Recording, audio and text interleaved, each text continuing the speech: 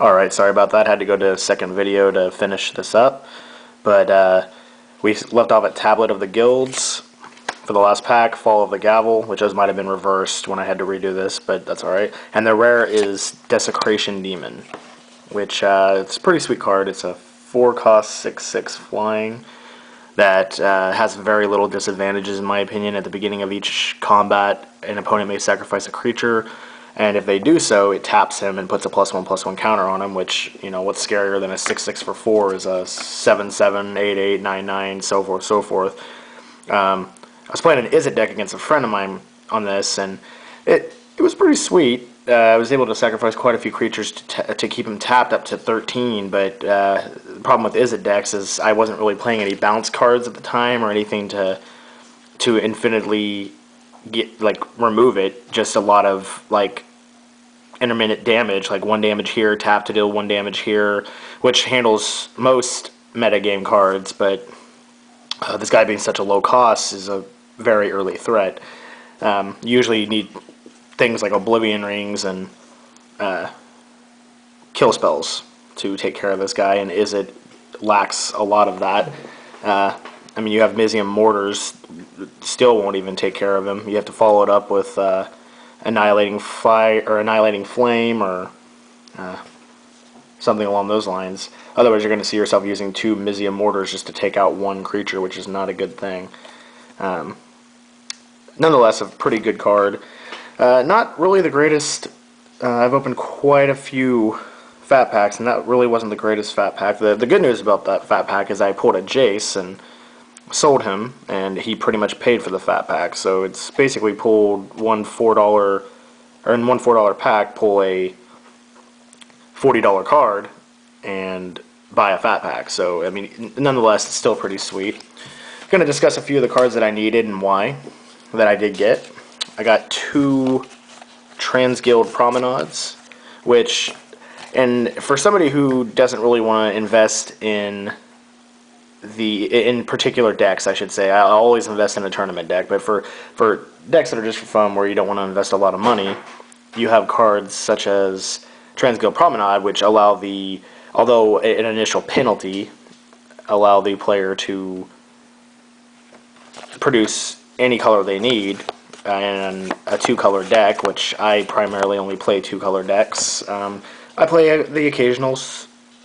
I'd say the occasional single-color deck, monocolored, but I'm not a huge 3, 4, 5-color player. I definitely don't like playing 5-color. I just don't like the consistency involved in it and the amount of land cards that you have to invest in to make that type of gaming possible. That's not what... Let's see, where are some of those other cards? Let's see here. Mizium Mortar, like I was saying before in the previous video, this card, in my opinion, is going to see a lot of play. It may be creature only, but creatures win games. Let's just throw that out there. And having good control over them is a very good thing. Even though 6 is quite a lot to deal 4 damage to all, I mean, because Slagstorm could do it in 3, it still gives the player a lot of flexibility, especially against token decks, which are going to be extremely popular with the Innistrad Dark Ascension block getting a Selesnya skill Populate. I promise you will see a lot of Populate going on in competitive play. Tokens win games, people. Cards that I didn't get out of these sets that I still want to talk about because price-wise and effectiveness is extremely underrated, is Corpsejack Menace. I have a Golgari style deck. I wouldn't really call it straight Golgari, but it's definitely the color combination that's amazing with this color set is that this guy allows you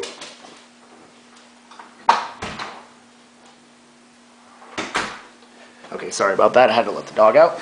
This card is a 4-cost 4/4, which is already pretty nice, especially for any situation involving black, because most cards that are low cost and high performance in black always have some type of penalty.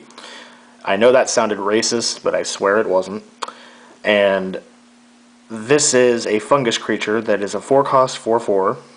If one or more +1/+1 counters will be placed on a creature you control, which means anything, twice that many counters would be placed on him.